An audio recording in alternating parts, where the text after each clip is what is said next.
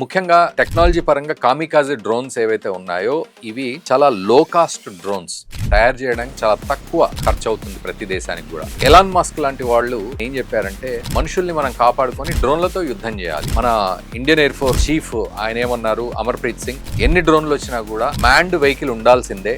Iran తయారు చేసే డ్రోన్లు 2000 కిలోమీటర్ల వరకు కూడా వెళ్లే పరిస్థితి అంత టాప్ లో ఉంది. పాకిస్తాన్ కూడా ఏం చేసింది అంటే, నమస్తే, వెల్కమ్ టు ఆంధ్రప్రభ. నేను రఘునందన్.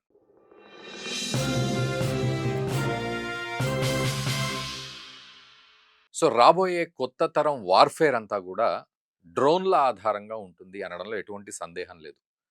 ఫైటర్ జెట్స్, యుద్ధ ట్యాంకులు ఇవన్నీ ఒక ఎత్తు అయితే, రాబోయే రోజుల్లో డ్రోన్స్ అనేవి ఒక కొత్త శకానికి నాంది పలుకుతున్నట్లుగా మనం మాట్లాడుకోవాలి. సో ఇది చాలా ఇంపార్టెంట్ వీడియో. ఎందుకంటే ఎలాన్ మస్క్ లాంటి వాళ్ళు ఆయన ఏం చెప్పారంటే భవిష్యత్తు మారిపోతోంది. ఇక నుండి ప్రతి దేశం కూడా డ్రోన్స్ తయారు చేయాలి. సో దట్ మనుషుల్ని మనం కాపాడుకొని డ్రోన్లతో యుద్ధం చేయాలి. ఒక యుద్ధానికి సంబంధించిన ముఖ చిత్రం మారిపోవాలి డ్రోన్లతోటే అని చెప్పి ఎలాన్ మస్క్ ఒక మాట అన్నాడు. అఫ్ కోర్స్ మన ఇండియన్ ఎయిర్ ఫోర్స్ చీఫ్ ఆయన ఏమన్నారు, అమర్ప్రీత్ సింగ్, ఎన్ని డ్రోన్లు వచ్చినా కూడా మ్యాన్డ్ వెహికల్ ఉండాల్సిందే. ఈ అన్మ్యాన్డ్ ఏరియల్ వెహికల్స్, డ్రోన్స్ కేవలం ఒక సపోర్ట్గా ఉంటాయి కానీ మ్యాన్డ్ వెహికల్స్, ఫైటర్ జెట్స్ లాంటివి ఎప్పటికీ ఉండాల్సిందే. ఎందుకంటే అప్పటిదప్పుడు డెసిషన్ తీసుకోవాల్సింది మనిషే కాబట్టి ఖచ్చితంగా మనిషి ఉండే ఫైటర్ జెట్స్ ఉండాల్సిందే అని అన్నారు. బట్ స్టిల్ ఈరోజు సినిమా మొత్తం మారిపోతుందండి. భవిష్యత్తులో అంతా కూడా డ్రోన్లతోటే నడవబోతోంది యుద్ధం కూడా. ఎందుకు అంటే ముఖ్యంగా ఈ టెక్నాలజీ పరంగా కామికాజే డ్రోన్స్ ఏవైతే ఉన్నాయో ఇవి చాలా లో కాస్ట్ డ్రోన్స్. తయారు చేయడానికి చాలా తక్కువ ఖర్చు అవుతుంది ప్రతి దేశానికి కూడా. దీనికి తోడు డ్యూరబిలిటీ ఎక్కువగా ఉంటుంది. అండ్ రేంజ్ కూడా ఎంత కావాలంటే అంత రేంజ్ పెంచుకోవచ్చు. 20 కిలోమీటర్ల నుంచి 2000 కిలోమీటర్ల వరకు ఉన్నాయి. ఇరాన్ తయారు చేసే డ్రోన్లు 2000 కిలోమీటర్ల వరకు కూడా వెళ్ళే పరిస్థితి అంత టాప్లో ఉంది ఇరాన్. సో ఈ రకంగా డ్రోన్స్ తయారు చేయడం విషయంలో ఈ కామికాజే డ్రోన్స్ అండ్ చిన్న చిన్న ఎక్స్ప్లోజివ్స్ తీసుకొని వెళ్ళి అవి డ్రాప్ చేసే విధంగా జీపీఎస్ సిస్టమ్స్ ఉంటాయి. పేలోడ్స్ తీసుకెళ్తూ జీపీఎస్ సిస్టమ్ ద్వారా అక్కడ టార్గెట్ని రీచ్ అయ్యే అవకాశాలు ఉంటాయి. సో పర్ఫెక్ట్ జీపీఎస్ సిస్టమ్స్ ఉంటాయి. మొత్తానికి ఓవరాల్గా చూసినట్లయితే ఈ డ్రోన్స్ చాలా తక్కువ వెయిట్, తక్కువ కాస్ట్ తోటి ఎక్కువ ఉపయోగపడే విధంగా. పాకిస్తాన్ కూడా ఏం చేసింది అంటే 2018 నుంచి ఈ డ్రోన్లతో మన మీద అటాక్ చేసే ప్రాక్టీస్ మొదలుపెట్టింది. నిజానికి పాకిస్తాన్కి టర్కీ నుంచి డ్రోన్స్ వస్తాయి. సో ఈరోజు టర్కీ డ్రోన్లు చాలా అద్భుతమైన పర్ఫార్మెన్స్ ఇస్తున్నాయి. ప్రపంచవ్యాప్తంగా చెప్పాలి అంటే టర్కీకి సంబంధించిన డ్రోన్లు గేమ్ చేంజర్స్ అనే చెప్పాలి. ఈరోజు 30 దేశాలు లైన్ కట్టాయి టర్కీకి సంబంధించిన డ్రోన్స్ మాకు కావాలి అని చెప్పి. 30 దేశాలు. సో టర్కీ కూడా ఈ డ్రోన్స్ తయారు చేసే పనిలో పడింది. అటు 5th జనరేషన్ ఫైటర్ జెట్స్ తయారు చేస్తూ ఇటు డ్రోన్స్ కూడా తయారు చేసే పనిలో పడింది. సో ఈ రకంగా టర్కీ మొత్తానికి ఒక కీ రోల్ ప్లే చేస్తూ ఉంటే పాకిస్తాన్ కూడా టర్కీకి అంటగాగుతోంది. ఎందుకు అంటే టర్కీ ఒక నాటో దేశం, అమెరికా సపోర్టు ఉంటుంది అనే పద్ధతిలో నాటో దేశం కాబట్టి. అండ్ ముఖ్యంగా ఉక్రెయిన్కి టర్కీ తన డ్రోన్స్ని సప్లై చేసింది. సో ఈ సప్లై చేసిన డ్రోన్స్ చాలా సక్సెస్ఫుల్గా రష్యాను బెదిరించే ప్రయత్నం జరిగాయి. ఎందుకంటే ఈ డ్రోన్స్ ఏవైతే ఉక్రెయిన్ ఉపయోగించిందో ఆ డ్రోన్స్ వల్ల రష్యాకి సంబంధించిన సోల్జర్స్ చాలామంది కూడా వెనక్కి వెళ్ళిపోయిన సందర్భాలు ఉన్నాయి. ఈ డ్రోన్స్ ఉపయోగించి కొన్ని నెలలుగా అట్లా డ్రోన్స్ వాడుతుంది. అవన్నీ కూడా ఉక్రెయిన్కి టర్కీ ఇచ్చింది సక్సెస్ఫుల్గా.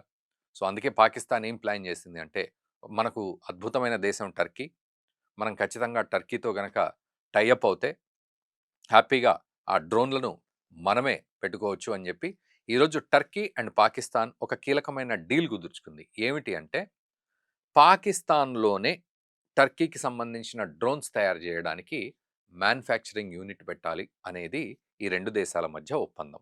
సో దట్ టర్కీకి సంబంధించిన డ్రోన్స్ని పాకిస్తాన్లోనే తయారు చేసుకొని లిటరల్గా చెప్పాలంటే మేడ్ ఇన్ పాకిస్తాన్ డ్రోన్స్ అని పెట్టుకునే పరిస్థితికి వచ్చింది. సో టర్కీ కూడా మనకు తెలిసిందే, మనకు నిజంగా శత్రుదేశంలాగా మారిపోతుంది రోజు రోజుకి. ఒక కొత్త శత్రుదేశం ఎవరు మనకి ఈరోజు మ్యాప్లో అంటే టర్కీ. ఎందుకంటే పాకిస్తాన్ను అత్యంత ప్రేమగా చూసుకుంటూ, పాకిస్తాన్ ప్రేమను పొందుతూ ఈ రకంగా ఈరోజు పాకిస్తాన్తో నేవీ డీల్ కూడా చేసుకుంది సముద్రంలో. అండ్ టర్కీకి సంబంధించిన వెజిల్ కూడా పాకిస్తాన్కి వచ్చి ఉండిన సందర్భాలు ఉన్నాయి. అది సపరేట్ సబ్జెక్ట్. బట్ నేవీతో డీల్ చేసుకుంది. అండ్ టర్కీ కూడా ఒక మార్కెట్ ప్లేస్ని క్రియేట్ చేసుకునే దాంట్లో భాగంగా ఈ డ్రోన్స్ విషయంలో చక్కగా పాకిస్తాన్ని ఉపయోగించుకుంటోంది మార్కెట్ ప్లేస్గా. అండ్ పాకిస్తాన్ కూడా టర్కీకి సంబంధించిన డ్రోన్స్ని ఉపయోగించుకుంటోంది. ఆపరేషన్ సింధూర్ సమయంలో కూడా ఈ టర్కీకి సంబంధించిన డ్రోన్సే పాకిస్తాన్ ఉపయోగించుకొని వాటికి చిన్న చిన్న పేలోడ్స్ పెట్టి మన దేశం మీదకి వదిలిన సందర్భాలు ఉన్నాయి. అఫ్ కోర్స్ మన ఎయిర్ డిఫెన్స్ సిస్టమ్స్ వాటిని పటాపంచలు చేయగలిగింది.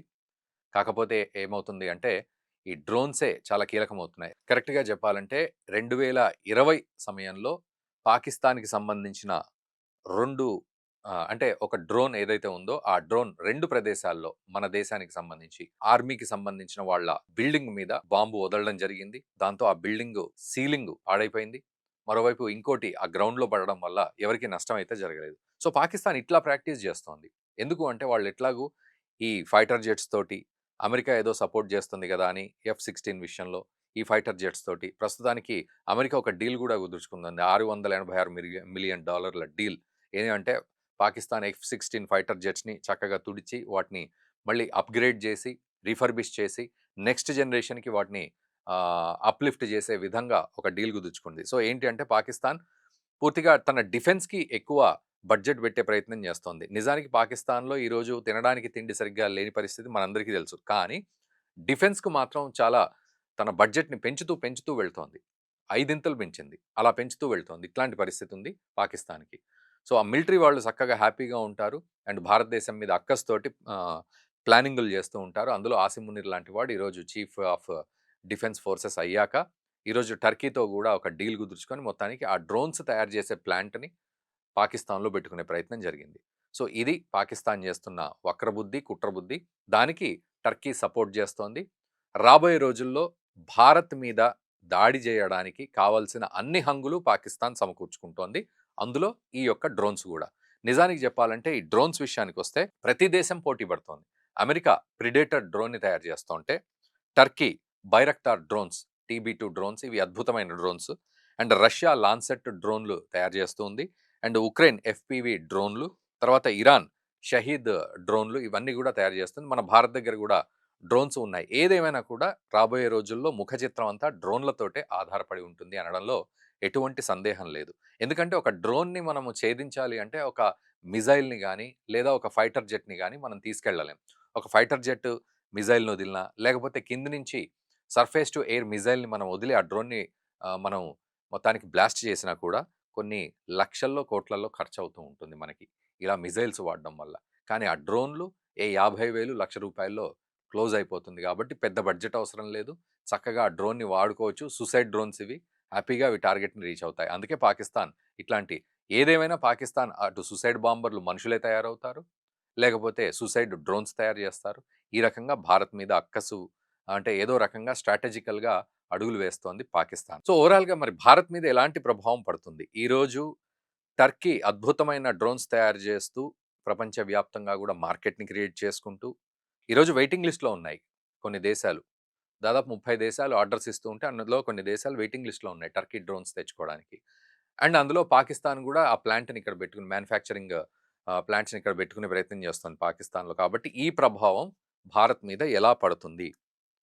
రాబోయే రోజుల్లో ఈ హమాస్ వాళ్ళు గనక రాకెట్లు వదిలినంత ఈజీగా పాకిస్తాన్ మన మీద దేశవ్యాప్తంగా డ్రోన్‌లు వదిలే పరిస్థితి ఉంటుందా? ఆఫ్‌కోర్స్ మనము మన ఎయిర్ డిఫెన్స్ సిస్టమ్స్ తయారు చేస్తూ ఉన్నాం.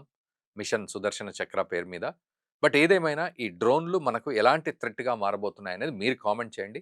అండ్ పాకిస్తాన్, టర్కీ యొక్క కుట్రబుద్ధి అందరికీ తెలిసే విధంగా మన ఛానెల్‌ని సబ్స్క్రైబ్ చేస్తూ ఈ వీడియోని మీ మిత్రులకు కూడా షేర్ చేయండి. Thank you very much.